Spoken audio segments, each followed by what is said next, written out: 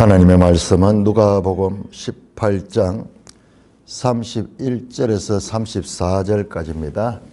누가복음 18장 31절 예수께서 12 제자를 데리시고 이르시되 보라 우리가 예루살렘으로 올라가노니 선지자들을 통하여 기록된 모든 것이 인자에게 응하리라. 인자가 이방인들에게 넘겨져 희롱을 당하고 능욕을 당하고 침뱉음을 당하겠으며 그들은 채찍질하고 그를 죽일 것이나 그는 3일 만에 살아나리라 하시되. 제자들이 이것을 하나도 깨닫지 못하였으니 그 말씀이 감추었으므로 그들이 그 이르신 바를 알지 못하였더라. 오 하나님 아버지 은혜를 감사합니다. 오늘도 이 생명의 말씀으로 하늘의 이 경륜을 이 땅의 인생으로 알 수 있도록 기록된 말씀으로 우리에게 교훈하시니 감사를 드립니다. 오 하나님 영광 존귀 찬송 주님께 돌립니다. 우리 주 예수 그리스도의 이름으로 감사하며 기도 올리옵나이다. 아멘. 자, 이제 31절에 18장 31절에 예수께서 12 제자를 데리시고 이르시되 보라 우리가 예루살렘으로 올라가노니. 예루살렘에 올라가심을 다시 한번 말씀하십니다.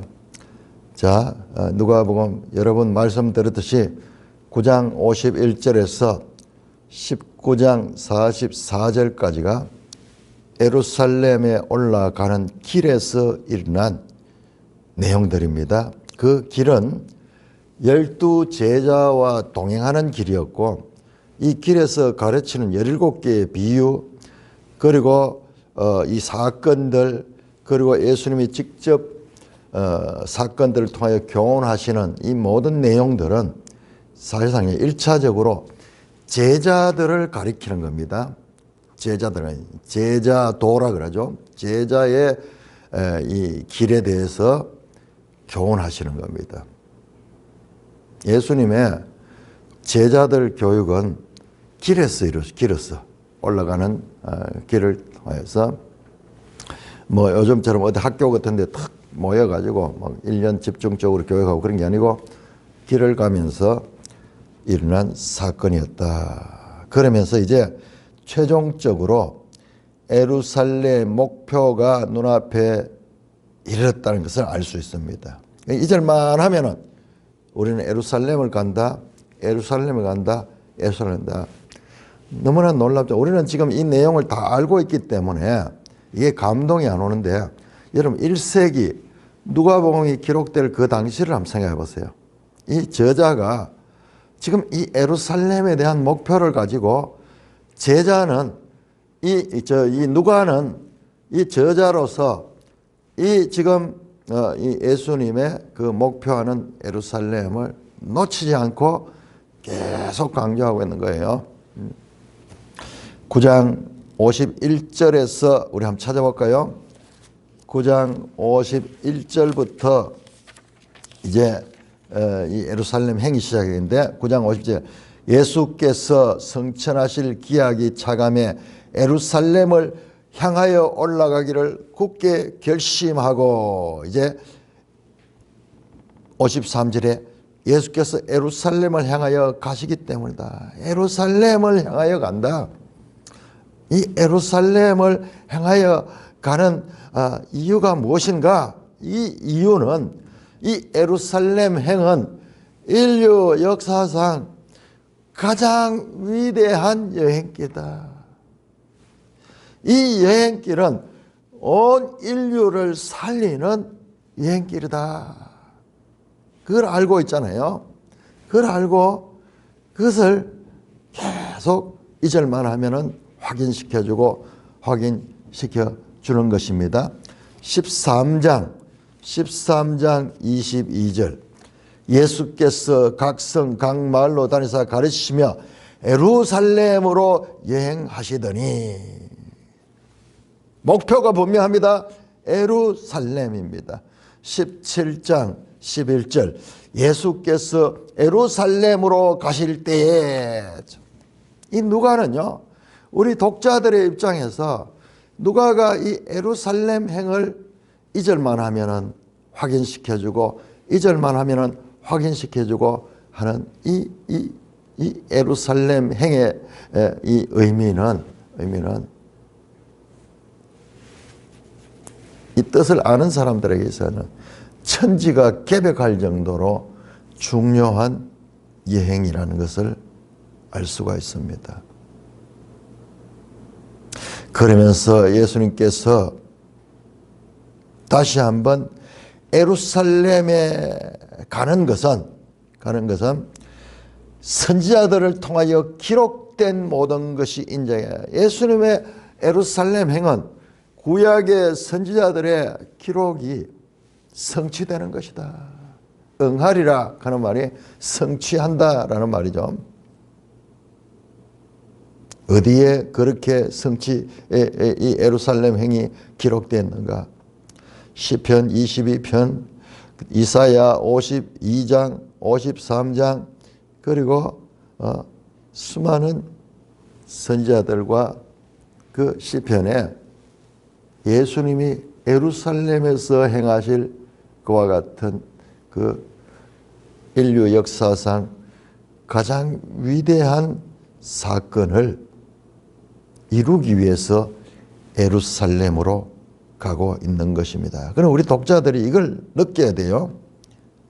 야, 이 예루살렘 행이 가지는 의미와 그 가지는 그 놀라운 이 상징성 또는 실제적인 그와 같은 성취 왜 이렇게 뜸을 들이며 계속 이야기인가?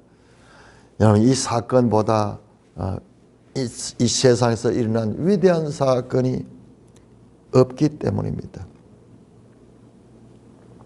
자, 그러면서 예루살렘에 올라가서 당하게 될 그 일들을 말씀합니다. 인자가 이방인들에게 넘겨져 희롱을 당하고 능욕을 당하고 침뱉음을 당하겠다. 이 당시에는 로마의 이 지배를 받았기 때문에 이 이방인들이 재판을 하고 이방인들이 처형을 하는 로마의 이 치하에 있었기 때문에 여기서 이방인들은 로마인들을 가리킵니다.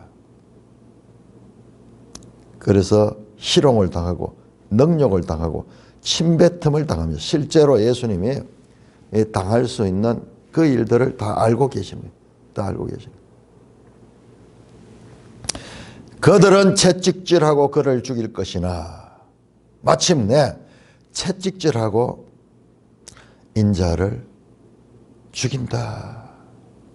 예수님은 자기 자신을 지금 3인칭으로 해서 객관화시켜서 그렇게 죽게 될 것까지 말씀합니다.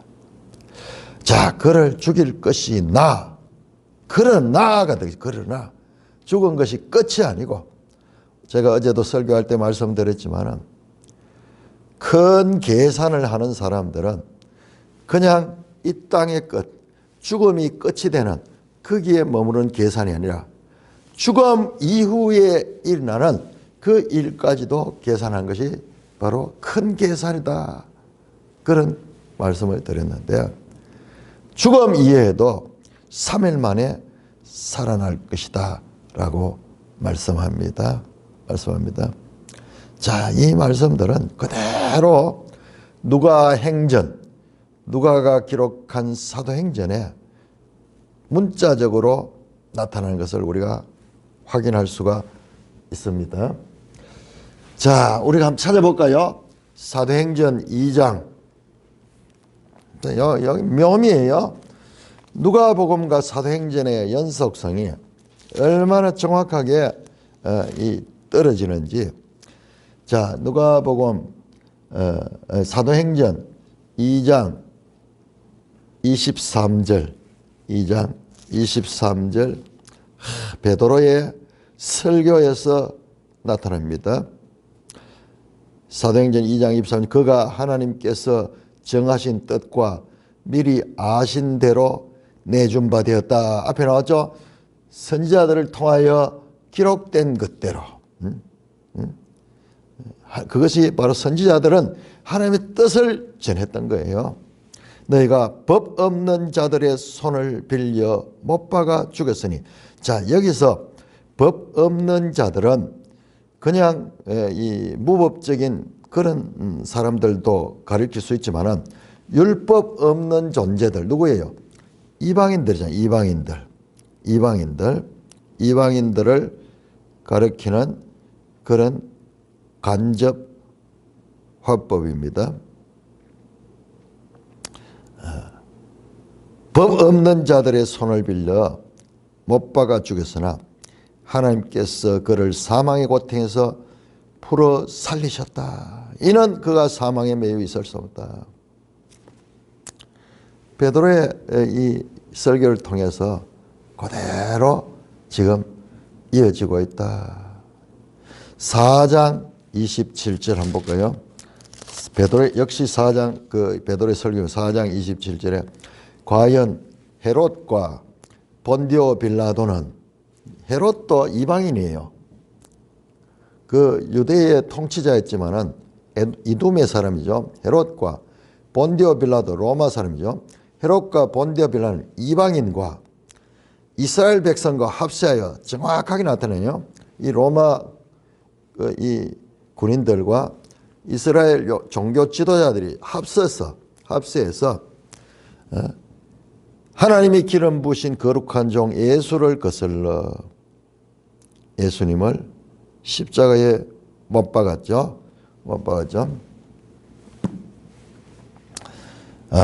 이렇게 말씀합니다.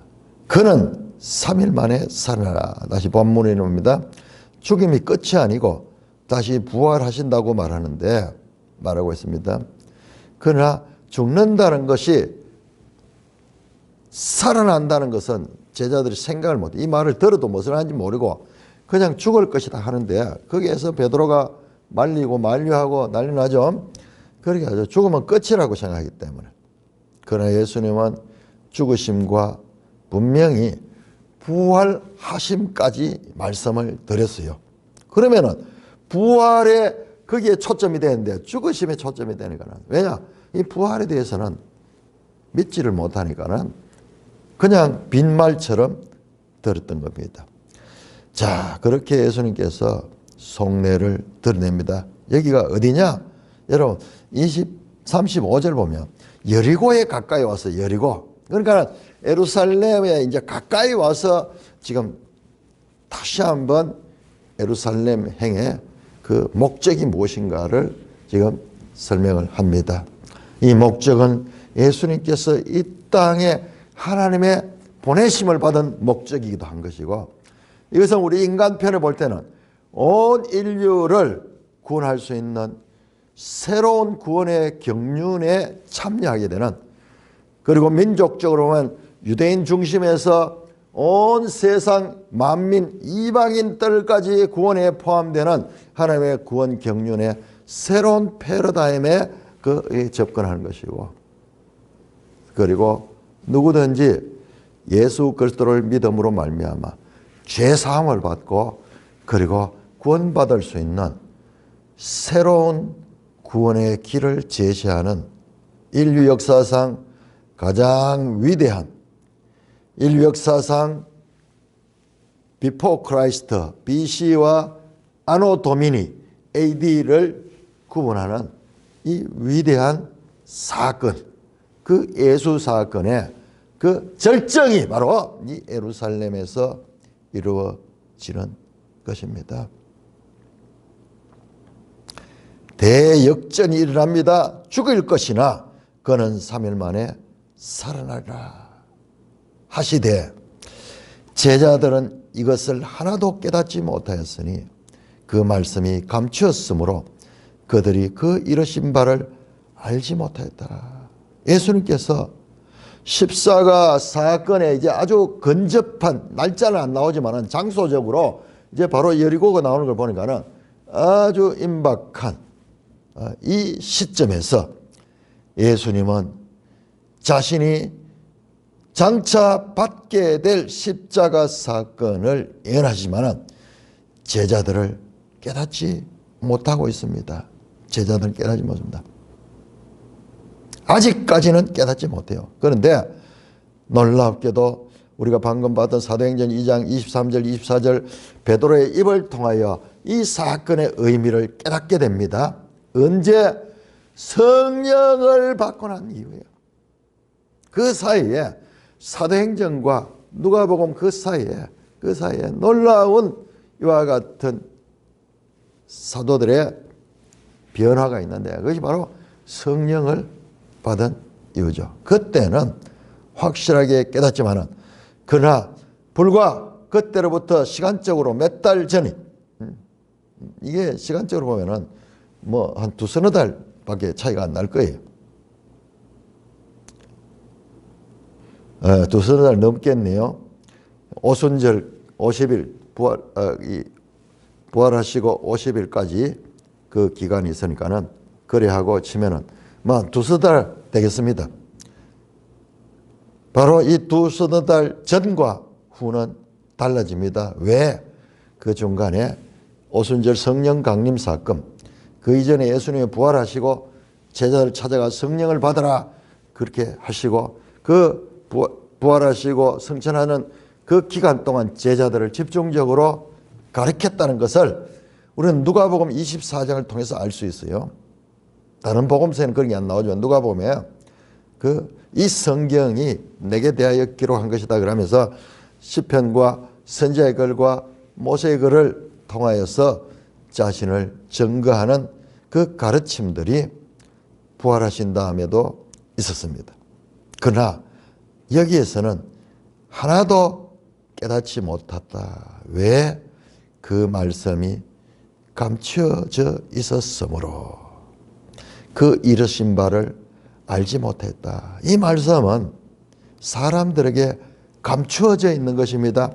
여러분, 이 감추어진 것이 무엇입니까? 이 감추어진 것, 신명기 29장 29절에 감추어진 것은 어디인가? 하나님께 속한 거예요. 하나님. 그 다음에 드러난 것, 사람들에게 속한 거예요. 사람들은 이와 같은 현상만 볼 수 있지 현상 너머에 있는 감추어진 세계, 하나님의 구원의 경륜, 이 하나님의 뜻은 사람들에게 감추어진 거예요. 이 감추려고 감춘 게 아니고 사람들은 알 수가 없는 거예요. 사람들의 시야에서는 보이지 않는 거예요. 그렇기 때문에 이 감추어진 것은 하나님의 영역에 속한 하나님의 구원의 경륜인 거예요. 하나님의 뜻인 것입니다. 그러니까 이 뜻은 영원히 감추어질 줄 아는데 우리는 여기서 알 수 있는 것은 이 감추어진 것을 계시하셨다. 여러분, 계시라는 말은 감추어졌던 것을 아포칼립스 하는 게 뭐냐, 커튼같이 이렇게 탁 쳐져 있어 가지고 이 속에 보이지 않아요. 근데 그 커튼을 쫙 열면은 그 속에 있는 것이 보이듯이 지금까지는 모든 인류에게 감춰져 있던 그 하나님의 구원의 절정의 그와 같은 뜻이 이제 곧 예수 그를 통하여 계시될 것입니다. 계시될 것입니다. 이 감추어진 것, 한자어로 표현하면 신비예요. 신비. 하나님의 신비. 감추어진 것. 그 신비의 절정, 신명기 29장 29절에 그 신비의 절정이 무엇이냐? 바로 예수 그리스도, 예수 그리스도. 그렇습니다. 그래서 사도 바울은 예수 그리스도를 하나님의 비밀이다, 감추어졌던 것이, 감추어진 것이 계시된 분이 바로 예수 그리스도다. 그러므로 우리는요, 지금 이 예루살렘 행에 대한 그 깊이와 넓이와 높이와 그 의미의 중요함을 우리가 읽을 수 있어야 되는 거예요. 누가는 지금 그걸 알고 지금 한 단계 한 단계 그렇게 예루살렘 행에 대해서 지금 말씀하고 있습니다. 그러니까 예수님도 제자들에게 이와 같이 지금 가르치고 있는 거예요. 가르치고 있습니다. 자, 35절에서 43절까지 교독합니다. 여리고에 가까이 가셨을 때에 한 맹인이 길가에 앉아 국을 하다가 무리가 지나감을 듣고 이 무슨 일이냐고 물었대.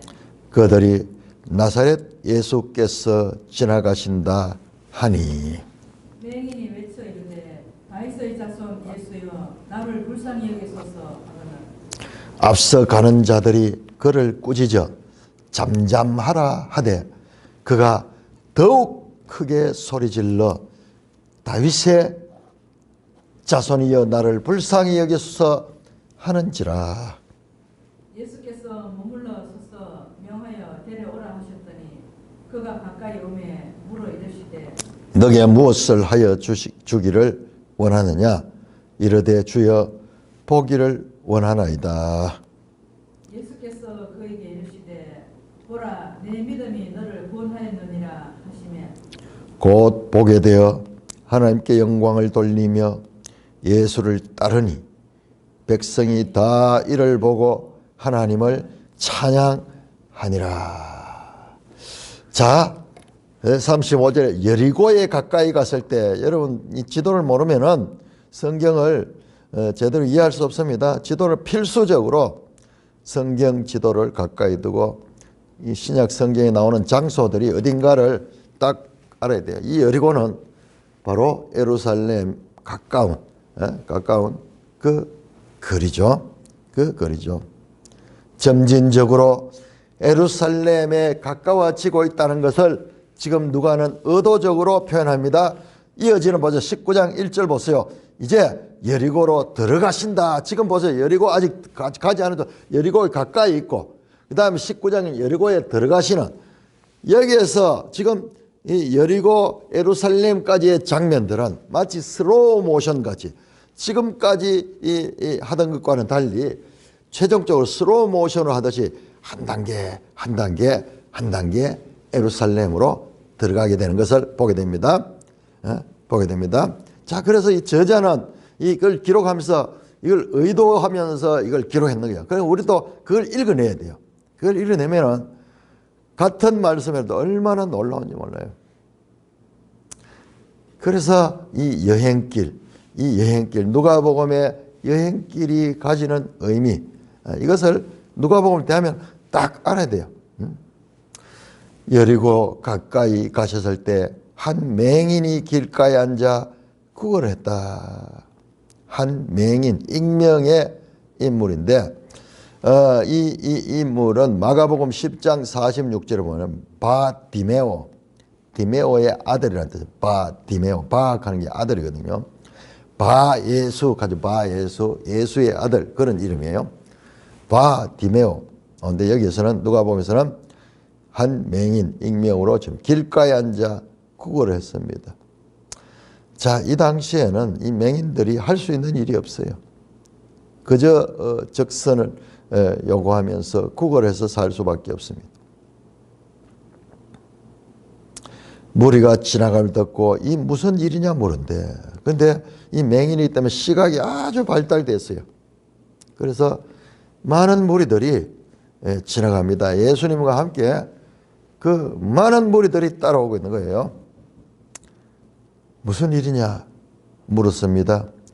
그 무리가 나사렛 예수께서 지나가신다 했습니다. 자, 여러분, 이 무리들은 예수님을 나사렛 예수로 알고 있었어요. 그런데 그 소리를 듣자마자 맹인이 큰 소리로 외쳐서 다윗의 자손 예수여라고 말합니다. 무리들은 예수님을 그냥 이 현상적인 나사렛 출신의 예수밖에 알지 못했지만, 그러나 이 맹인은요, 다윗의 자손 예수로 알고 있었습니다. 여러분, 우리 여기에 나오지 않지만요, 이 맹인은 예수님에 대하여 알고 있었던 거예요. 소문을 듣고 알고 있고, 그러면서 그에 대한 그와 같은 사모함이 있었던 거예요. 무리들은 그냥 나사렛 예수 지나간다 할 적에 그는 그 소리를 듣자마자, 성경에 안 나오지만은 여러분, 어떻게 다윗의 자손 예수라고 부를 수 있어요? 그는 앞은 보이지 않지만은 여러분 보세요. 그 앞에 나오는 거 보세요. 제자들 보세요. 제자들이 그 이루신 바를 알지 못했다. 마치 영적 소경이야. 제자들은 아직까지 영적 소경이고 영적 맹인이야. 그런데 이 진짜 육적 맹인인 이 자는 예수에 대하여 지금 알고 있었던 거예요. 예수가 누구신가? 특별히 우리 지금 생각해 보면요, 맹인들 또는 그 기먹은 자들, 이런 사람들 사이에는 예수에 대한 소문이 쫙 났을 거예요. 왜냐? 예수님 오셔서 많은 병들과 귀신을 쫓아내고 하지만, 특별히 대표적인 사건들이 눈먼 자를 고치고 기먹은 자를 고치는 사건이요. 이건 이사야서에 이미 예언된 겁니다. 소경이 보게 될 것이며 소경이 보게 될 것이며 기먹은 자가 듣게 될 것이다. 이것은 이와 같은 인간의 질병, 인간의 문제를 해결한 것 동시에 이 암시적 메시지가 있는 거예요.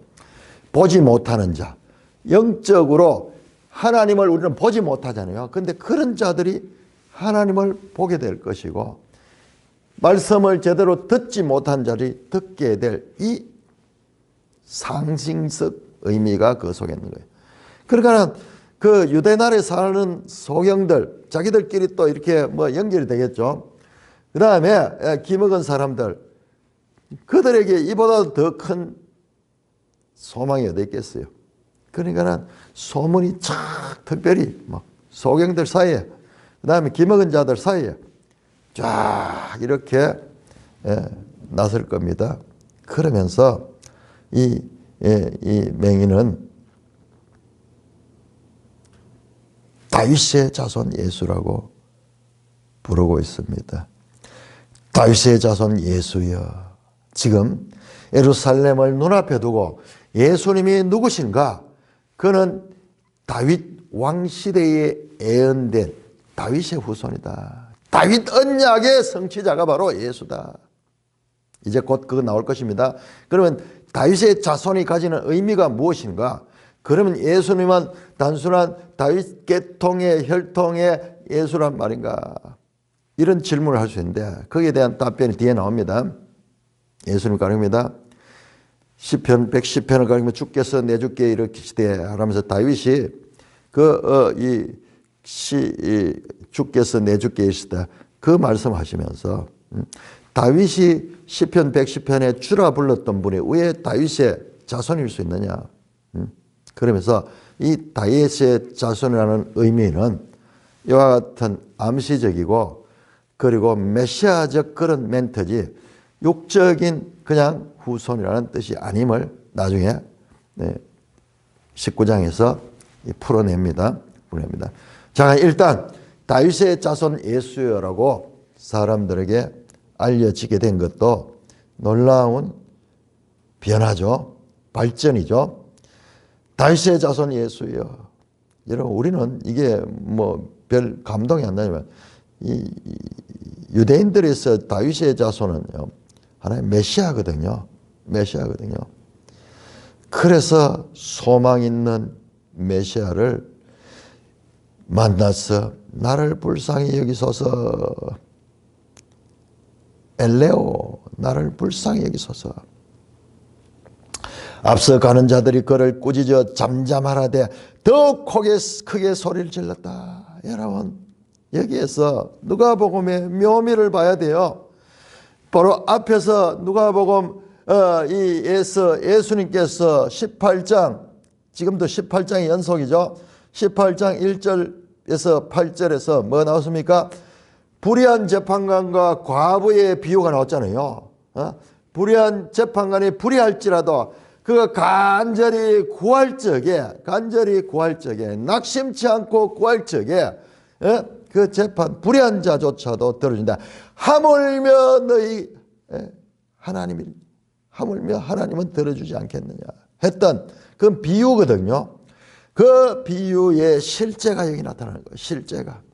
그뿐만 아니라 이어지는 18장 15절에 어린아이들을 가까이 데려오니까 제자들이 어린아이들이 가까이 오면 꾸짖었죠. 여기 보세요. 이 소경이 가까이 나오니까는 39절에 앞서 가는 자들이 그를 꾸짖어서 잠잠하라. 그렇게 했던 것처럼 여기 같은 의미입니다. 방해가 있고 만류가 있고 이 꾸짖을지라도 기도할 적에 낙심치 말고 구해야 돼. 이 신뢰가 보이잖아요. 신뢰가 보이잖아요. 더욱 크게 소리질러 다윗의 자손 나를 불쌍히 했어. Have mercy to me. 나를 불쌍히 했어.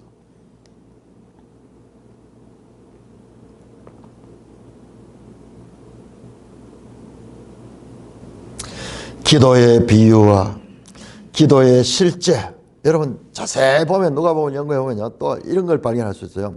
이건 제가 아직 정리가 안 됐는데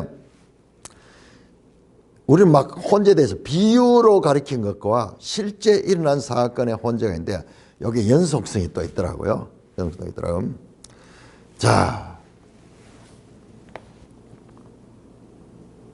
세리와 바리새인 기도할 적에 여러분 세리는 어떻게 했습니까?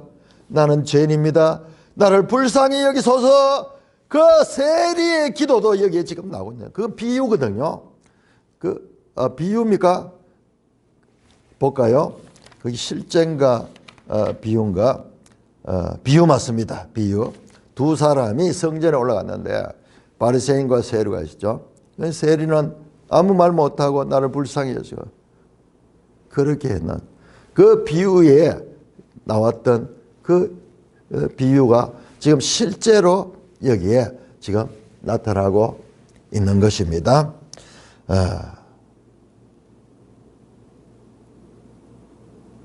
비유에 나온 강청하던 과부의 모습, 세리의 모습이 지금 여기에 실제적으로 나타나요. 이런 자는 어떻게 되겠어요? 이런 자가 구원을 받는 자인 거예요. 이런 자가 하나님 뜻에 합당한 자예요. 그러자 예수께서 머물러 서서 명하여 데려오라 하셨다. 그 소리를 그 무리 가운데서 예수님이 그 소리를 들으시고 그를 데려오라 하니 그가 가까이 오며 이르시되 네게 무엇을 하여 주기를 원하느냐 묻습니다. 소경이 주여 보기를 원하나이다. 주저하지 않고, 왜냐? 일생 이 소경으로 살면서 한번 이 세상을 보고 싶은 소망이 간절했기 때문에 주저하지 않습니다. 우선순위가 분명합니다. 예수께서 그에게 이르시되 보라 네 믿음이 너를 구원하시매 내 믿음이 너를 구원했다. 여러분 여기도 보세요. 이 말씀은 7장 50절에 네 믿음이 너를 구하였다. 그 말씀이 그 7장 50절에 나왔고요. 8장 48절에서도 나왔습니다. 그리고 17장 19절에도 나왔어요. 믿음으로 말미암아 구원을 얻는다. 사도 바울은 로마서를 통해서 사람이 이 어렵게 되는 것은 행위가 아니고 믿음으로 말미암아 구원한다. 믿음으로 말미암아 구원한다는 이와 같은 사례들 여기에서 교리가 추출되는 거예요. 이신칭의 교리가 추출되어 나온 거예요. 우리는 복음서에서 이와 같은 흩어져 있는 이야기로 받는 것을 교리로 정리해낸 것이 바로 믿음으로 말미암아 구원한다. 내 믿음이 너를 구원하였다. 곧 보게 되어 하나님께 영광을 돌렸다. 여러분 4장 8절에서 소경들이 보게 될 것이라고 이사야서를 인용해서 말씀한 그 사건이 지금 성취가 되고 있습니다. 이 맹인의 치유 사건은 그는 이 사건을 통하여 육체적인 눈 멀었던 그 눈이 보게 되었을 뿐만 아니라 영적 시력까지도 회복하게 되었어요. 예수가 누구신가를 다른 사람들은 그냥 치유만 받고 끝났지만 여기에는 이 사건에서는 예수님이 정체성을 드러내는데 이 소경의 입을 통하여 예수님의 정체성이 드러났습니다. 그래서요 이 사람은 예수를 따랐다. 여기 따르다는 표현가요. 제자들이 따랐다. 그리고 바로 앞에 나왔던 이 부자 청년이죠. 부자 청년. 재물이 많으면서 따르지 못했던 그 부자 청년과 대조되는 거예요. 자, 22절 한번 볼까요? 22절. 그 부자 청년에게 예수님께서 말합니다. 네게 있는 것을 다 팔아 가난한 자에게 나눠주라. 그리하면 하늘에서 네게 보아주지. 그리고 와서 나를 따르라. 그런데 이 엘리트 부자 청년은 따르지 못했죠. 따르지 못해서 28절 보세요. 28절 베드로가 여쭤 보옵소서. 우리가 우리의 것을 다 버리고 주를 따랐나이다. 이 베드로는 따랐죠. 바로 이 베드로의 길에 제자의 길에 따르게 되었습니다.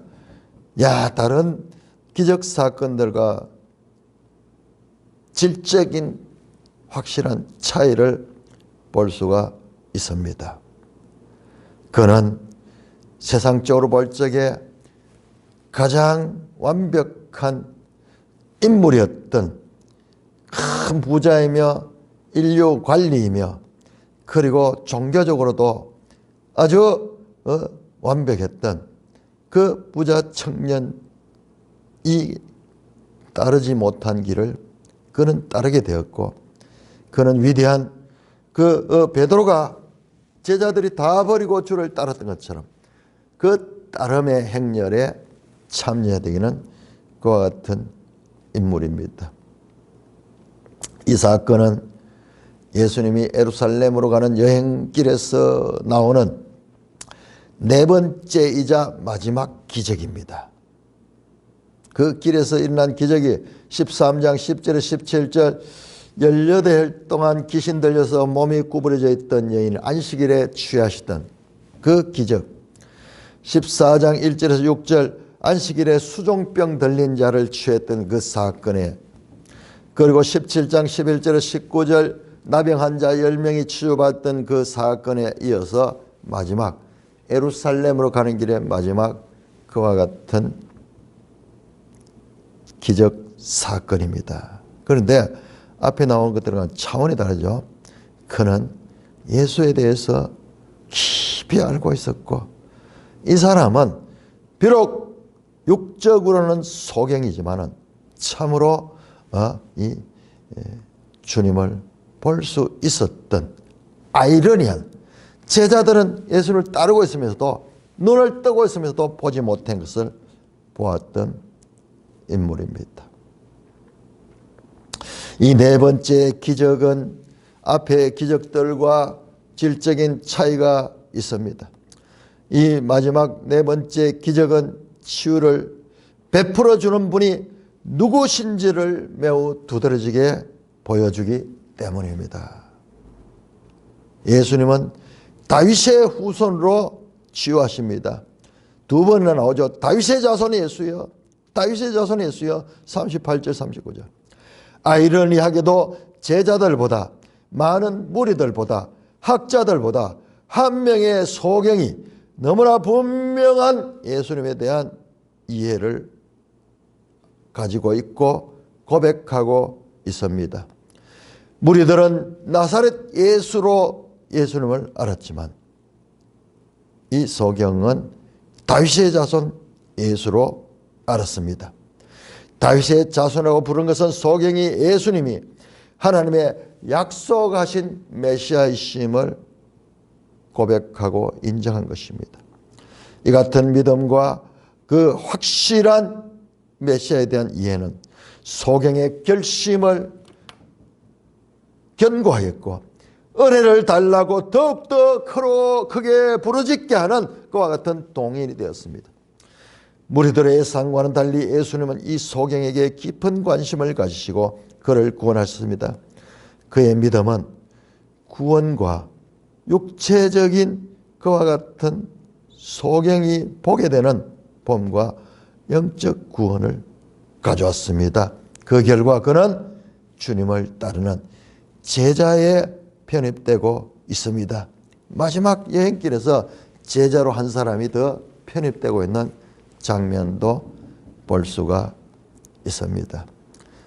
우리는 이 누가복음을 공부를 하면서 이 누가복음의 사건들 뿐만 아니라 이 연속성 그리고 비유와 그리고 실제 사건 이런 것들까지 서로 구별을 해가면서 예수님 말씀이 가지는 그 의미를 깊이 알게 되는 것입니다. 찬송가 524장입니다. 찬송가